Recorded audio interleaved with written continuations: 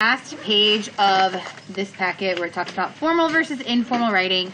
Yesterday we kind of talked about making sure our reader got the whole picture of the elephant. We saw that video on my phone about the blind men and the elephant and how they each only saw one part of the elephant, so they didn't really know what an elephant was because they weren't getting the whole picture. And how it's important for us as writers to give our readers the whole picture when we're talking about a topic. We brainstormed a little bit about some of the things our readers would need to know about our topic. And then I kind of gave an optional map or an optional plan for writing your nonfiction piece.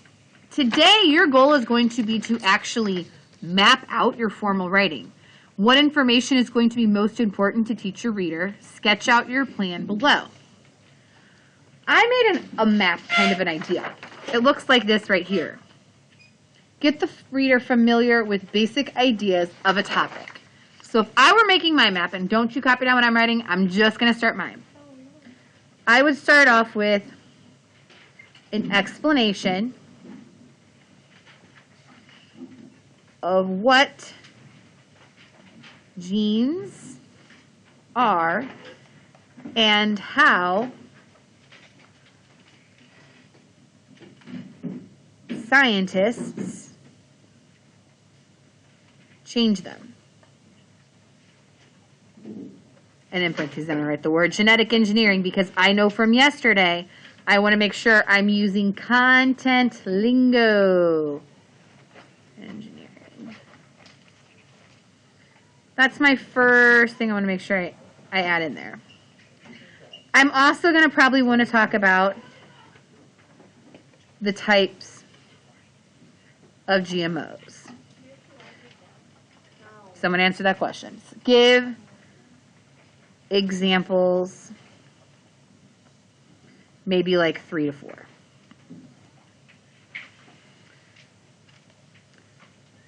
So I'm going to start off, that's my first paragraph.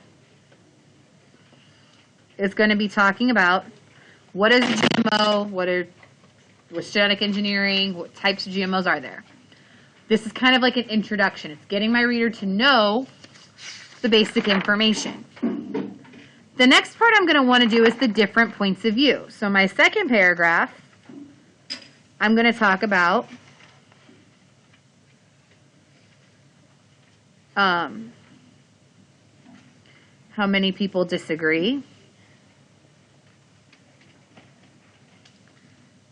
And then I'm going to give, I'm not going to give the argument yet.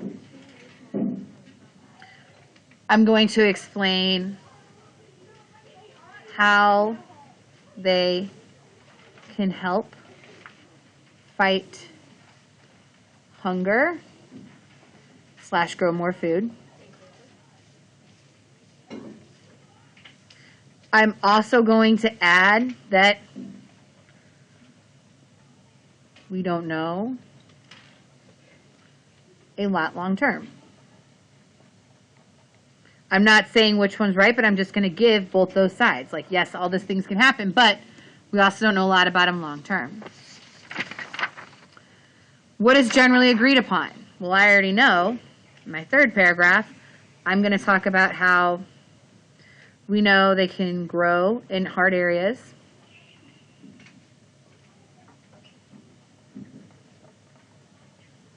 Grow stronger. Last longer. And have health benefits. Like they said, the one, they could put like nutrients that come from food that's good for you into food that tastes good for you.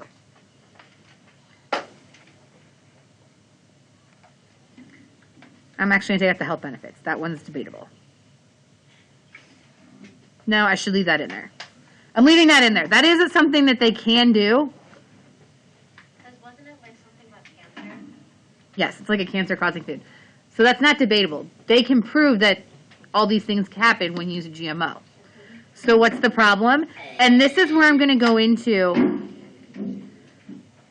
the debate. And I'm not going to write out the whole debate because I want to give you guys a little bit of time before lunch to start looking at this. The debate over GMOs is that they can be dangerous, so we don't know the long-term effects.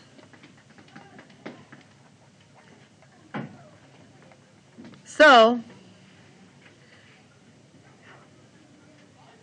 does the risk they pose outweigh the benefits they have? The big debate is, yes, we can put GMOs in all of this food, but is it worth it? And is at this point, can we even get away from non-GMO food? Because think about that passage we read today where it said, what was it, like 90% of soybean and 70 or 90% of corn is all genetically modified.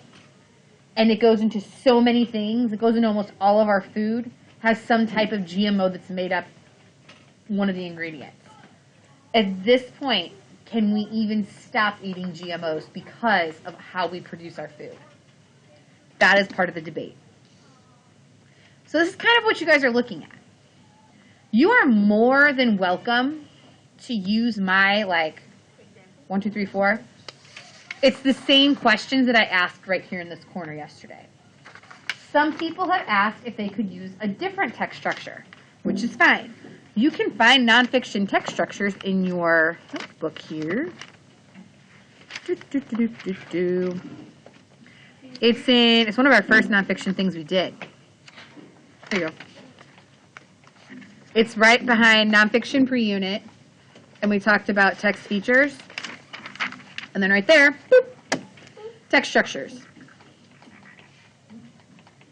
So if you want to do compare and contrast or cause and effect, that's fine too. Before you guys can do this part though, you need to ask yourself, can I answer all 4 of these questions about my own topic? And if you cannot answer all 4 of these questions, you need to take some time first, and I kind of don't think everybody in here should probably have at least one question they're going to struggle with depending on the topic.